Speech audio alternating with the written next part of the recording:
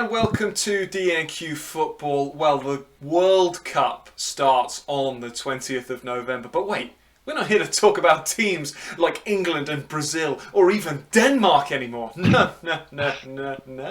We are going back to DNQ roots to talk about the preliminary games before the AFF Championship 2022. Now, the AFF Mitsubishi Electric Cup 2022. This game between Brunei and Timor-Leste. Ryan, we know you're excited for the World Cup, but describe your emotions before this one.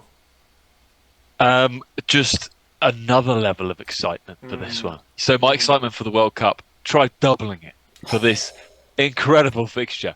Brunei versus Timor-Leste. Double-legged qualification to secure what is the 10th and final spot in the 2022-2023, because it rolls over, doesn't it? The tournament. The 2022-2023 AFF Championship, as you have already alluded to, newly sponsored as the AFF Mitsubishi Electric Cup. How do we feel, firstly, before we get into the real insight, how do we feel about that sponsorship change? Because I always felt that the AFF Suzuki Cup really worked. Well, I mean, clearly the Asian car market is in disarray. If you've got betrayal and backstabbing of this kind of extent, I mean, Suzuki, yeah, I did like AFF Suzuki Cup. I think that worked. And I wouldn't even mind AFF Mitsubishi Championship, but it's the Mitsubishi Electric Championship that just makes it sound a bit whiffy. No, it's the electric cup. Oh, the Electric Cup. Yeah. I don't know. I kind of like it.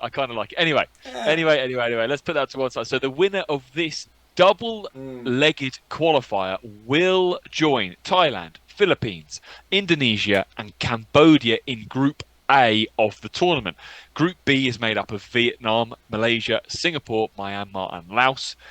The tournament, as we've kind of touched on, takes place from the 20th of December through to the 16th of January. And that is something that we will cover on DNQ, but at a far later stage. Today, we are just talking about this double-legged playoff between these two. This is a classic minnow fixture, classic minnow head-to-head.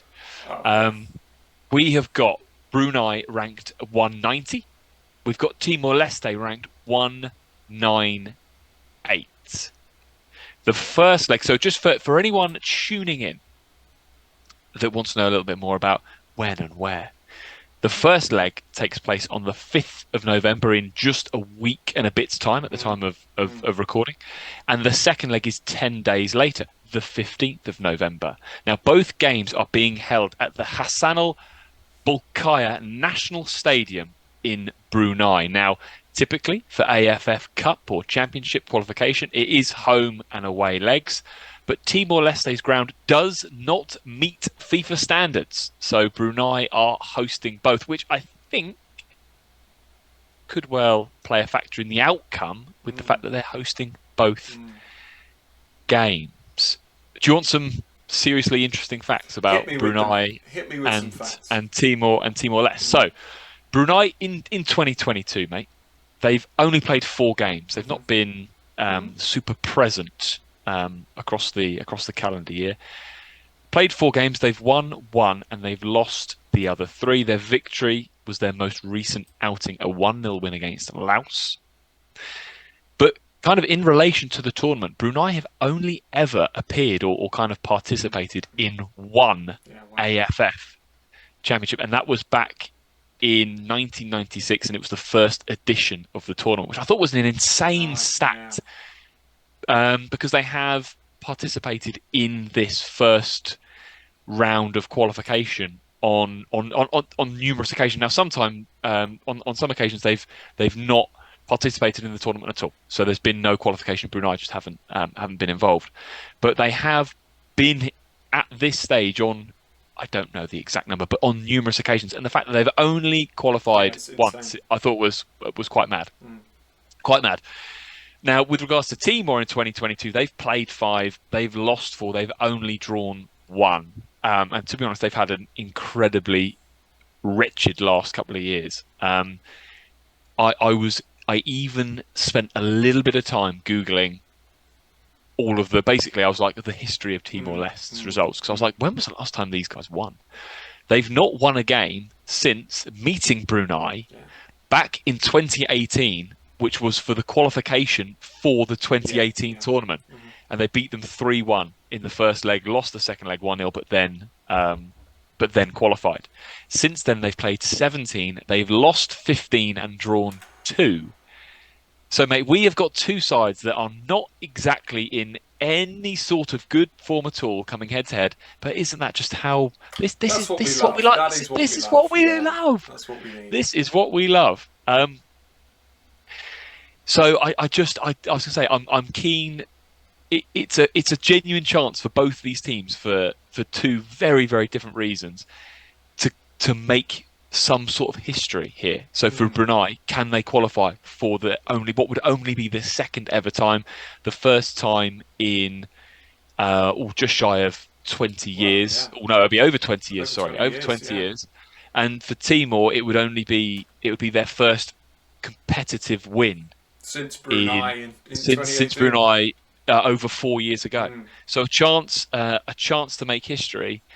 Now we love Minnow Nation football, as we talk about, and we re-emphasise that point an awful lot. But we never profess to be incredible experts at every nation, do we? No. And the likes of Brunei and Timor, we know a couple of the players, but we don't have extensive knowledge on the squads, tactical setups, the coaches, etc. Is there any just throwaway comments on the Timor team and maybe players to look out for, or kind of who will be keeping a beady eye out for, mate? I think it's a good opportunity for the attackers of Timor, to be honest. Defensively, they struggle. We talk about their competitive record, obviously their last wins against Brunei, but they're in a weirdly challenging part of the world, that ASEAN region as it is. If you look at the sides that either team will meet when they make it to the AFF Mitsubishi Electric Cup. Rolls off the tongue. These are good teams. These are good teams. Obviously, if we've kind of got any new viewers from the World Cup video that we did, they might look at teams like Thailand and Indonesia and think that they're not that good. But these are very, very, very capable, often professional or high standard semi-professional footballers. I think football in East and Southeast Asia is improving a lot across the last probably 2 decades, to be fair. So can you read too much into the fact that Timor have been beaten by these sides? Not really. But they have always equally, in my opinion, underperformed against sides similar to them in ability, like Myanmar and like Laos. I think those are the opportunities where you'd want to see your Mazzinios, your Paulo Galis really... I mean, first thing to say is they've got a very young team. They do have a very, very young squad, but they always look really, really good against good teams in terms of the effort that they put in and the speed at which they play. And then when they play sides, you think, okay, now you've got a chance to win. I always feel like they come up a little bit short. I, for one, will be looking, I'll have eagle eyes across these couple of games on Paulo Gali and what he can do. The young attacker that every time he gets the ball, he seems to be looking for goal. He's got great dribbling, great pace, but he just hasn't yet really done it. So I think that he'll be who I will be keeping my eyes on, and I'll also be worried about the other end of the pitch because they do leak goals. They do. You mentioned the young team. Now, I looked at their a couple of their last squads, and some of the more experienced heads haven't been in it. You know, we love Adorito Fernandez in goal. He hasn't been playing for them, so I don't know if he's going to be. I don't know if he's going to be in there. One of their last squads, their most experienced outfield player was Nelson Villegas at the back, who's 22 years old. 22 years old with 21 caps. Yeah. It's That's mad. insane, mad. actually. It's insane. It's insane thinking about, they don't play that many games. incredible. From a Brunei point of view, now they do have a more experienced team. They've got a lot more older heads. Everyone in the squad plays their domestic football in Brunei. You do get that a lot, don't you? I think Yes, you Timor do. probably will the same. Three names just to keep tabs on, just because experience, most capped, and will almost certainly be in the squad. And Najib Tarif at the back, 34 years old, 21 caps. Aswam Saleh in midfield, 34 years of age, 28 caps. And then up front, Adi Saeed, 23 caps and 7 goals.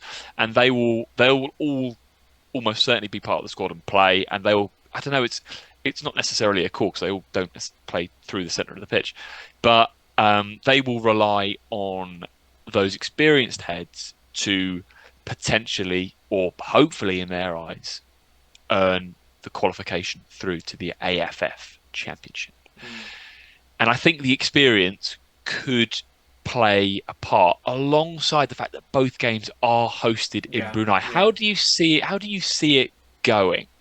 So I'm not going to speak too much to kind of each leg and like scoreline predictions. I think I can safely say the games will be fast paced, sort of end to end, and frantic. Frantic, I think is probably the right word. Actually, I don't think the quality is going to be world class, but I think there'll be a lot of effort, a lot of hunger and desire.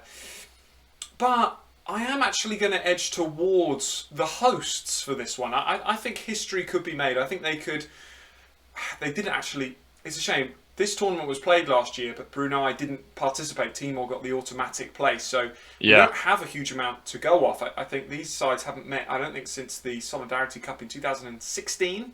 I don't think since these sides have last played, and a lot's changed since then. So you can't really read into that too much.